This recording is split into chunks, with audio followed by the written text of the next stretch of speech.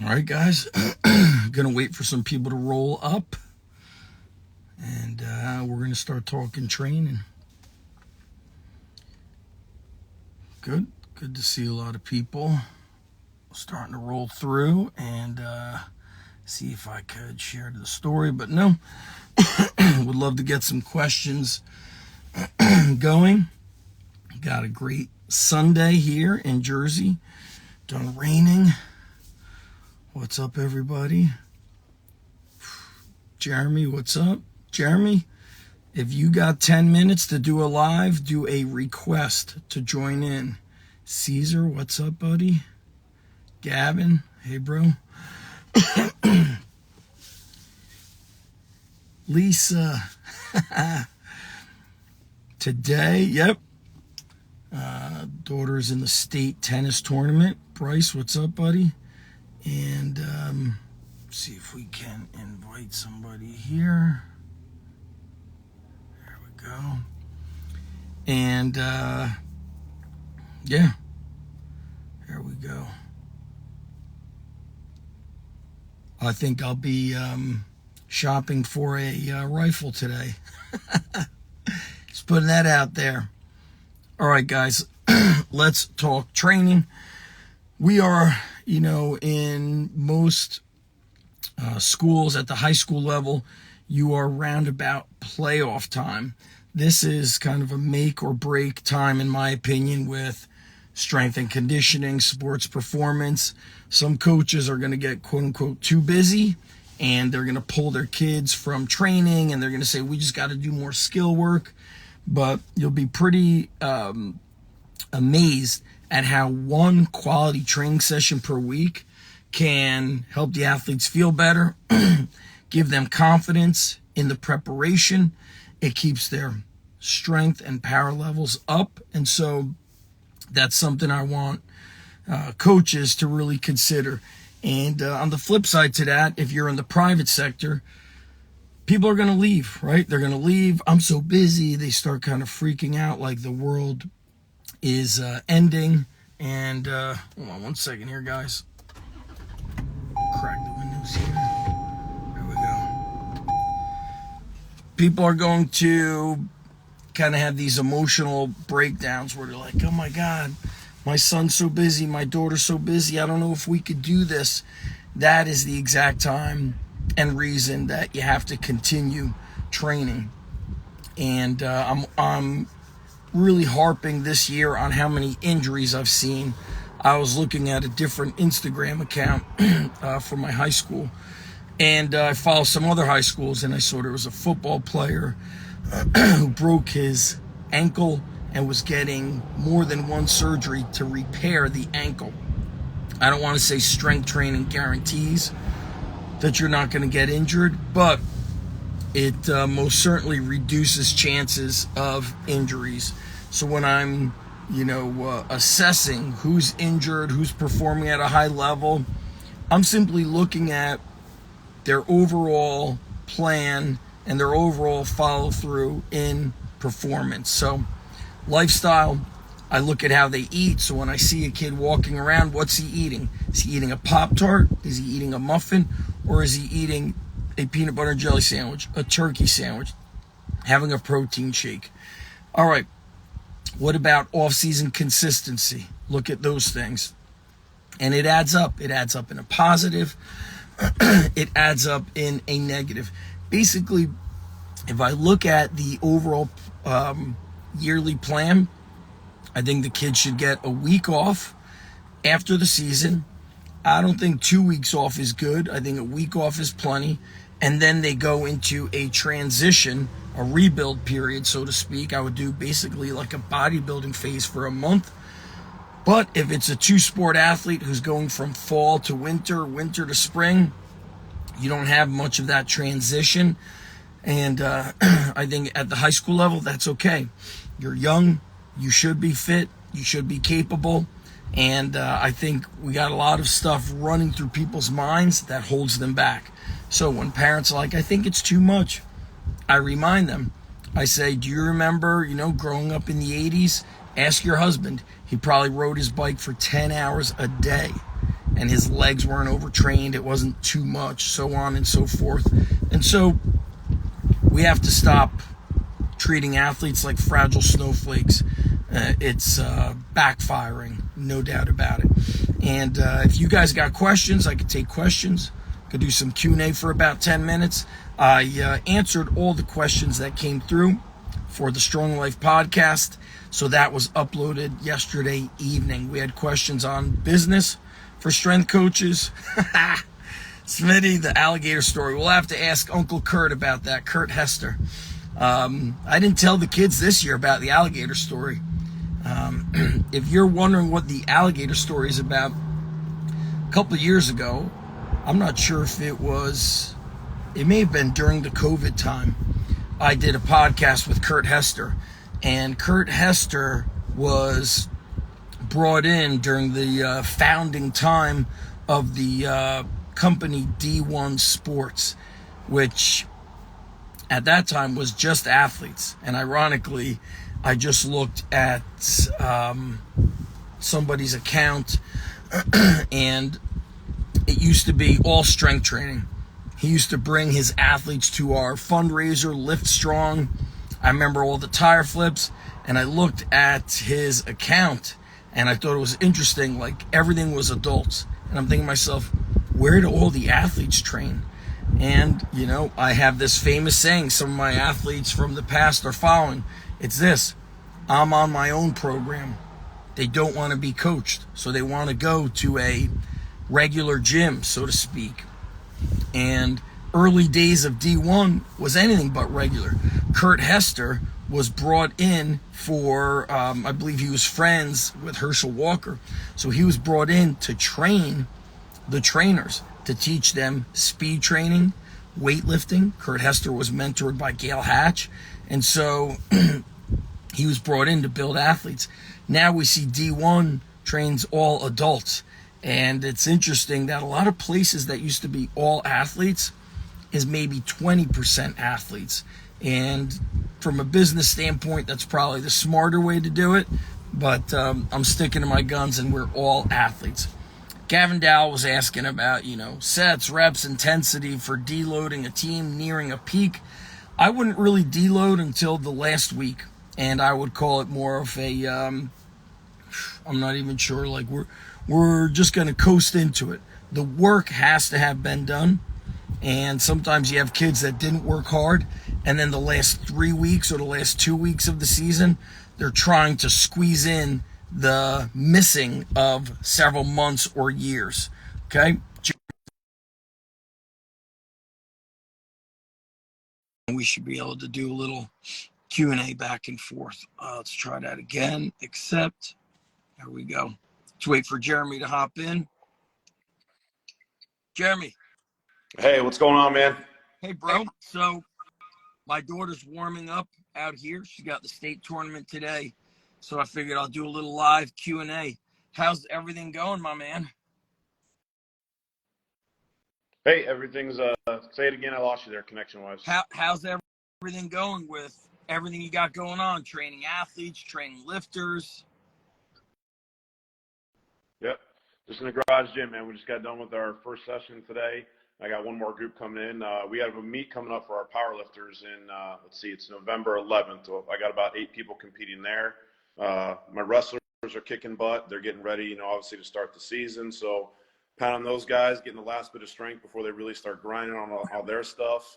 I got my swimmers in here as well. Got a couple good ones. They're going to be going to some local colleges, some D2, D3 schools swimming. So this is going to be a couple seniors last year.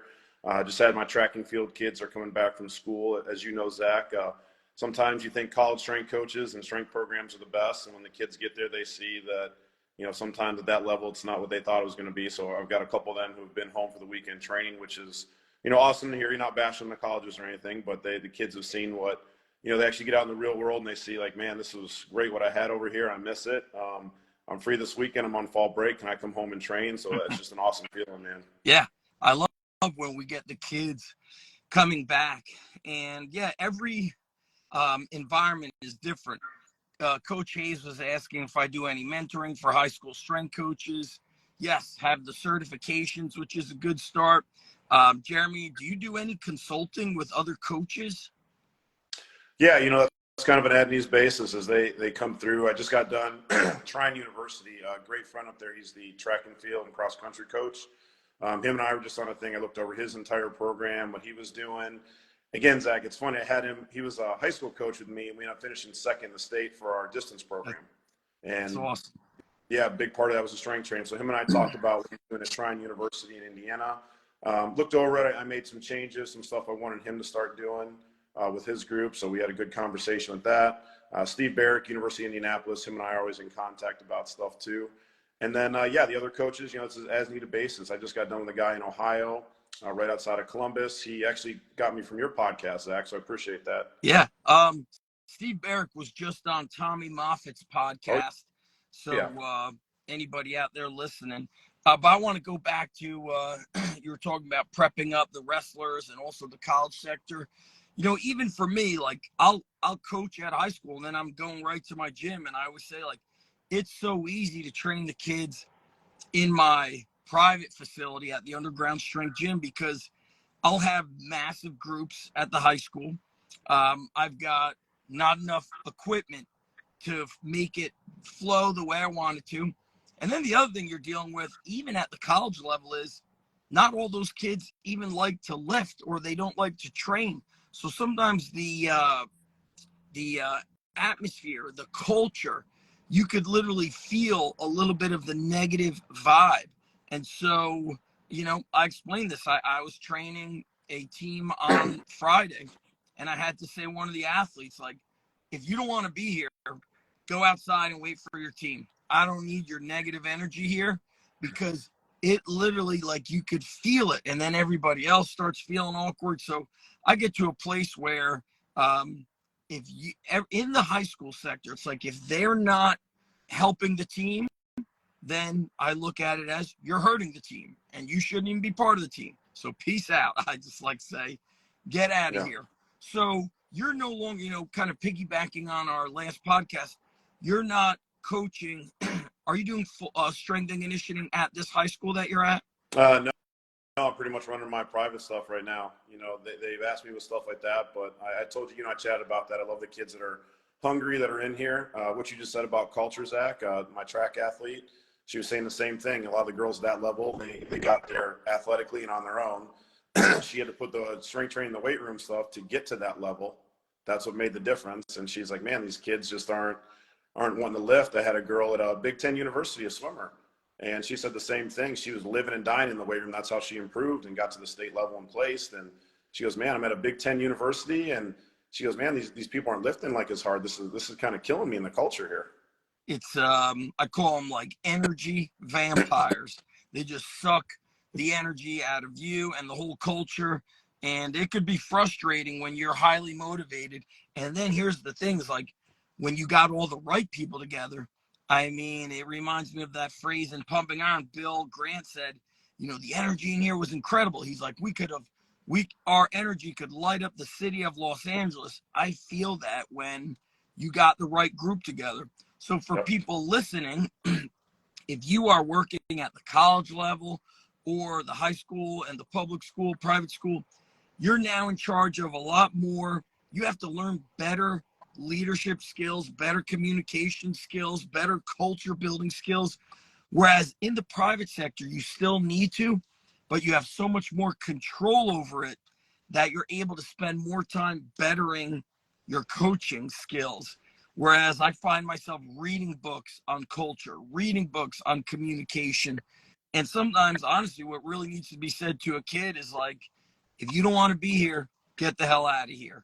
And we're always trying to like, hey, can we try? Hey, how's everything going at home? How's your uncle and mom and sister? Honestly, a lot of times I don't want to talk about that. I want to talk about how do we get you better moving forward and not beat around the bush, because we think we have all this time. Before you know it, you're training a kid and he's a senior, but his 3 years prior, it took him 3 years to get to a level of focus. And it's hard to cram in 3 years of, not such solid work. And then on the final year, try to make it all happen. that's the tough thing when you're training teenagers is they don't, we're asking them to make some pretty heavy duty decisions. They don't really grasp that. Yeah, no, absolutely, man. You see it all the time. It's funny when you're in the high school setting. Because I've had a lot of private people who they want to go in the high school setting and then they get involved and realize that, man, I thought everybody'd be motivated. I thought the kids would be good. It's like, no, you got to create that culture. You have to reestablish that. You have to do a whole bunch of other stuff besides just coaching. It's way different. I've had a lot of people who, they've gotten turned away. Mark Garrett and I, we had a conversation about that. Just the whole culture thing and how you're building stuff up. And like you said about kids, like, hey, how can we get you better? What can we do? And you're dealing with, you got a whole team there at one time. Yeah, or for me, it's multiple teams. Also, people view the way you challenge them differently. So, private sector, I have a conversation with one of my kids. Listen, you're here once, twice a week. You got to get here 3 days a week for the next 2 months. All right, let's go over your nutrition. This is what you got to do. Then they're like, yes, on. If I do that at the high school level, I recently had a dad say, hey, my son's the one you like to pick on. Really? I'm telling him how to eat, how to train, and how to get better. I don't view that as I'm picking on somebody, but it shows you if I want to be a champion, I need to be tough-minded. I don't need, I'm a dad, right? My daughter's out here warming up. If her coach says, do this thing when you serve or this thing when you return, I don't want her coming back in my car saying, coach was picking on me. No. Coach is telling you how to get better, right? But my daughter doesn't say that. Like, that's what coaches do.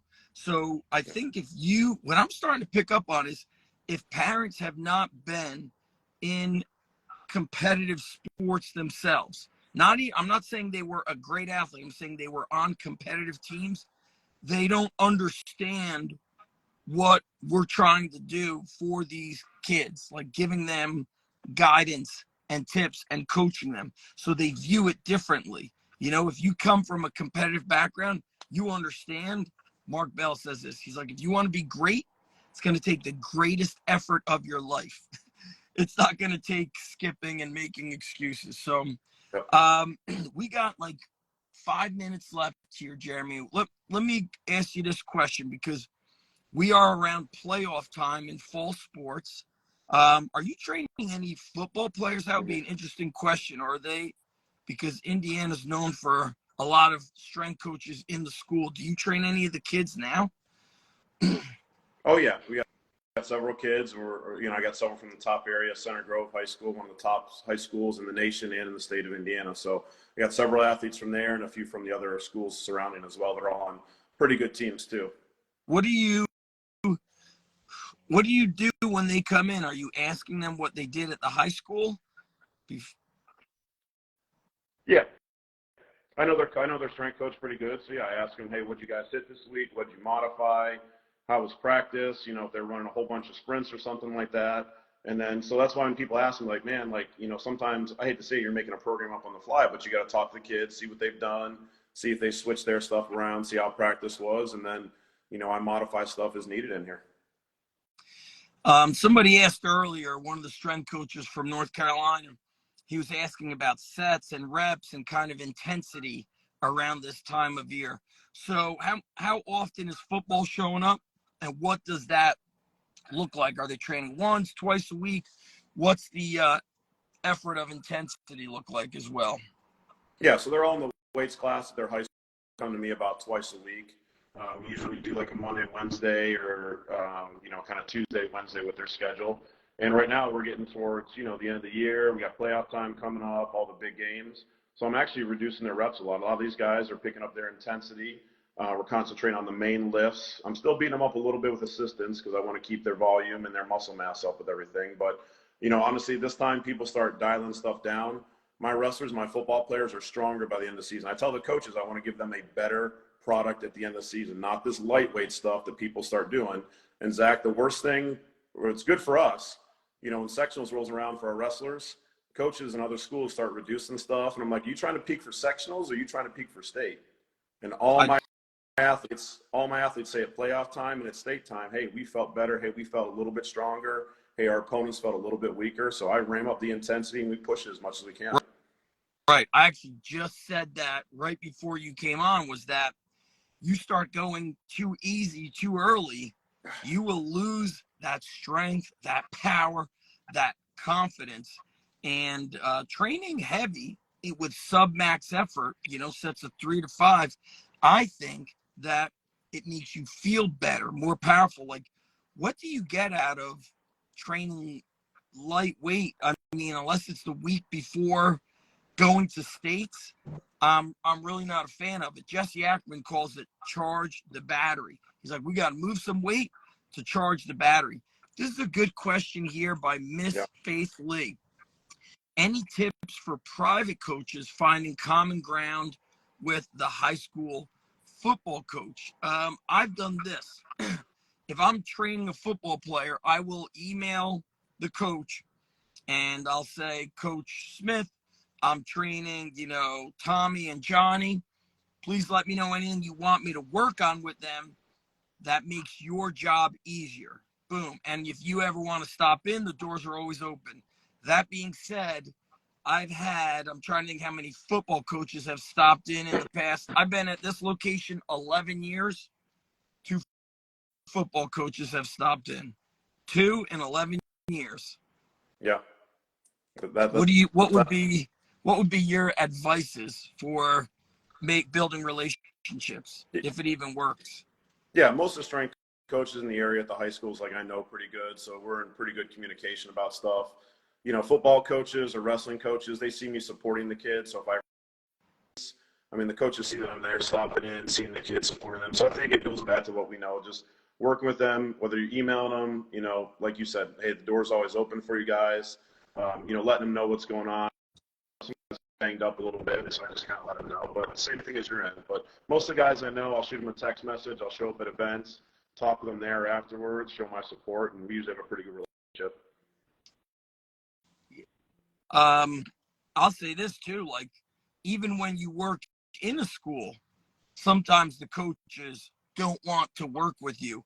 And I believe that one of the best ways to, if somebody's not going to communicate with you, then hopefully you can build and transform that athlete into the most improved or one of the strongest, one of the fastest. Then there's no denying that you're an expert and you are of benefit for the team.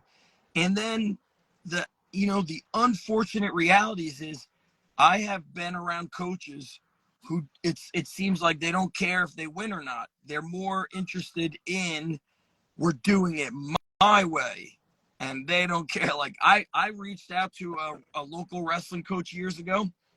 His kids were getting destroyed. I'd see everybody would get pinned in the first period. They would lose matches 80-0. I'd never seen anything like it. I couldn't even give him the training. We couldn't even give it away. Or, speaking of wrestling, people know me for working with wrestlers. I've coached at 2 Division I wrestling programs that were hovering around top 10 in the country. There's still wrestling coaches that are like, no, we're good. I don't need your help. So when I see that, Joe DeSena once said to me, I go, well, how come this guy doesn't, work with you? He just said to me, small minds. That's how he responded. And so some people are not wanting to win they just want to win so bad. Other people, it's like they don't give a crap. And I've seen it at youth level, high school level. So you got to be around people who care, because when people care, they're going to be like, hey, listen, I love that you're working with my kids. Here's the program we're on. If you could fill in the gaps, that would be great. But not too many are like that, unfortunately. No, there's only a select few. My swim coach, when I came to my last school, was my most supportive guy, believe it or not. And he got in there. He got his youth program started lifting. We went from not winning a sectional since the 80s to second in the state his 3rd year there. And the only team that beat us were the national. But he was in the weight room. It's so great to see, like, he was just there present. He was taking attendance. Yes, that helps. our baseball coach at the high school this year shows up and takes attendance, and now we got 50 kids showing up instead of 10. My girls soccer coach is in the weight room all the time with us, and even if they're not in there, they let the kids know this is what we do. It's extremely important. This is how we get better. This is how we get the edge. This is how we reduce chances of injury. And so the kids love it. They love being there. But if the coach is never in there and they use it as like a time killer, kids sense that. Kids are pretty damn smart. Yep. What, let's go through before my daughter comes back. What would be like on Monday, Wednesday when you're training football? Are you doing 2 full body days? Are you doing like a strength day and a dynamic effort day? What does the full 2 days look like? Yeah, I've gotten a little bit away from the dynamic movements. I mean, I use those in my own training and stuff for a long time. I've talked about how simplified our programs are now. So usually day one, Zach, I'll have a little bit more, kind of like a Joe Ken tier system. I'll have a little bit more emphasis on lower body on day one. I want to get that out because that always takes the longest to recuperate. So we'll do mostly lower body on the day one, a little bit upper body. Then usually that Wednesday is mostly where I hammer their upper body good, and those guys feel strong going into Friday's game, and they feel confident. If you can get a kid by the end of the season hitting some small little PRs, you should see their confidence compared to everybody else, man. They love it. That whole maintenance thing, let the other guys do that. We're going to get a little bit stronger, a little bit better. And the kids, especially my wrestlers, when they come state time, I know we're talking about football right now, those guys, if they get a little PR and they're still cutting weight and everything, just something spark, man, does that boost their confidence through the roof going at the end of the season. Love it. That's funny because also your programming is how we do it. I'll go lower body Monday with some upper body calisthenics. Okay. Wednesday, upper body with some lower body jumps and maybe carries as well. But you're right. I think you start going light. Like, who's more confident? The kid that's, only going 135, doesn't want to add weight, or the kid that works up at 2 1/4 or 255 or whatever they're lifting, where I believe preparation builds confidence. It's pretty evident. So, my man, I got to run. How can people connect with you, Jeremy? What's the best way? Yeah, just look up Hartman Performance Training on any of our social media stuff. Hit me up, DM me. We got a great podcast you and I put together. You can get some information on there. We love connecting and working with people. Good. And located, what's the area of Indiana? Yeah, so we're south east of Indianapolis, so it's called Franklin, Indiana is where we're at. And people you said athletes will go out and stay with you. Yeah, a lot of my older athletes, we have get-togethers probably about 4 or 5 times a year. I got a guy that's second right now trying to make the Olympic team for Greco-Roman wrestling. My lifters come in, all my serious athletes, plus my local ones too. So it's the people I train online from far away. So, man, we all get together. My house gets packed. We have team breakfast. We go train. Love it. We go eat. We get up the next day and do it again. That is good living. Yep. All right, guys, thank you for watching. I'll probably pull the audio, put this up on the Strong Life podcast. Jeremy, enjoy the rest of the weekend. Talk to you soon. All right, man. Be good, Zach. We'll see you. Bye, brother.